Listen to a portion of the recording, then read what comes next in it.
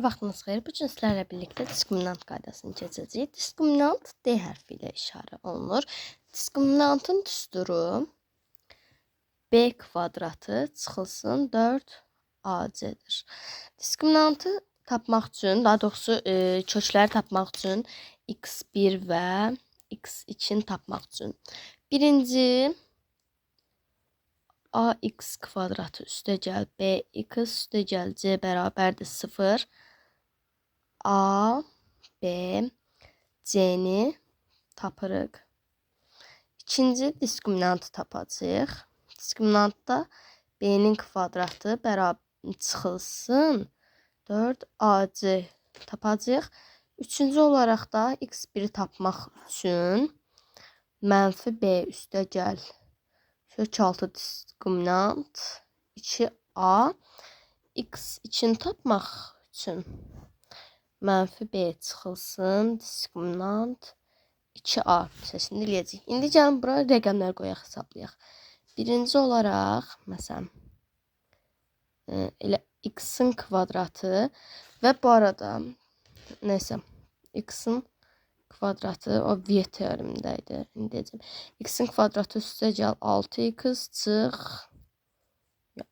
üstəgəl 8 bərabərdir 0. İndi A bərabərdir 1-ə. A-nın qarşısında x-dan əvvəl heç nə yoxdur. B bərabərdir 6-ya. C isə bərabərdir 8-ə. Birincini tapdıq. İndi ikinci diskriminantı tapırıq. Diskriminantın düsturu nə idi? Bu. B kvadratı. B nədir? 6. 6-nın kvadratı. Çıxılsın 4 vur. A və C. A, C. 1 vur 8. Aha. İndi diskriminantı tapaq. 36 çıxılsın 32 bərabərdir 4. Diskriminant 4 oldu. İndi kökləri tapaq. Üçüncü. x1 bərabərdir mənfi B. Mənfi B-dirsə, yəni mənfi 6 üstə gəlinsin kök altı 4. Diskriminantımız 4 oldu. Bir dəqiqə. 2 vur. A neçədir burada? 1. 2 vur 1. Da bərabərdir. 2 mənfi 6 üstə gəl müsbət 2. İndi da bərabərdir 2 mənfi 4. Elə bunu belə də saxlaya bilərik. İndi birinci kökümüzü tapdıq. İkinci kökümüzü tapırıq.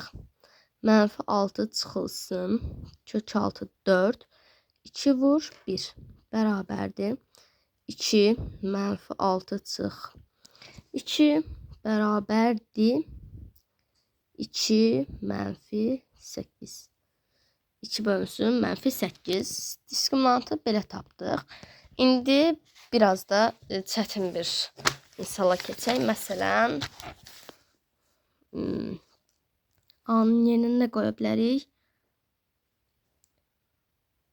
3x kvadrat çıxılsın 5x üstəgəl 8 bərabərdir 0.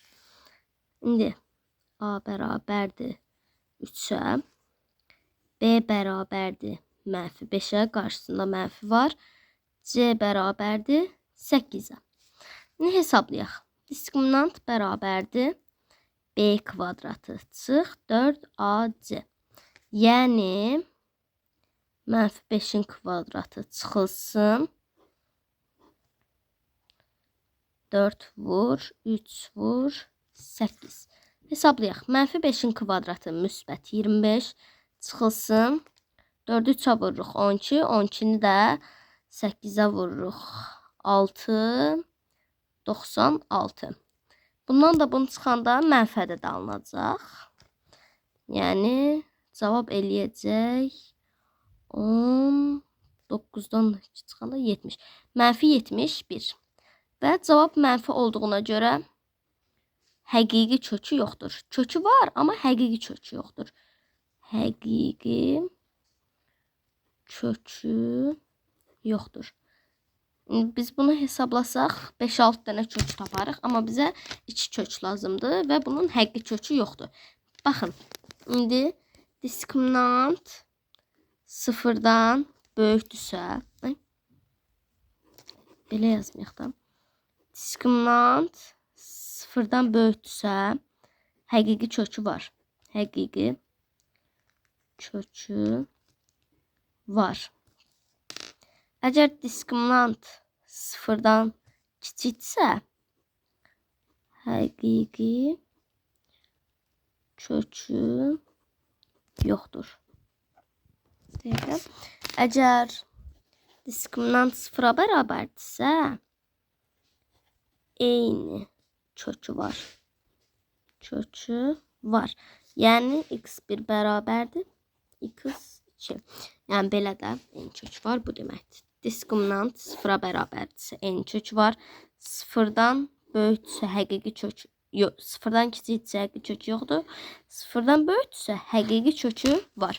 Və burada da sıfırdan kiçikdir, mənfidir. Həqiqi kökü yoxdur. Bugünkü qaydamızın da sonuna gəldik. Digər qaydamız inşallah yəni Viet teoremi olacaq. Bundan sonraki qaydamız Viet teoremi olmalıdır. Amma yəni hələ Pifagor teoremində keçməli olduğumuza görə birinci Pifagor keçəcəyik, sonra isə Viet teoremini çəkib paylaşacağım. Görüşənə dək hələlik.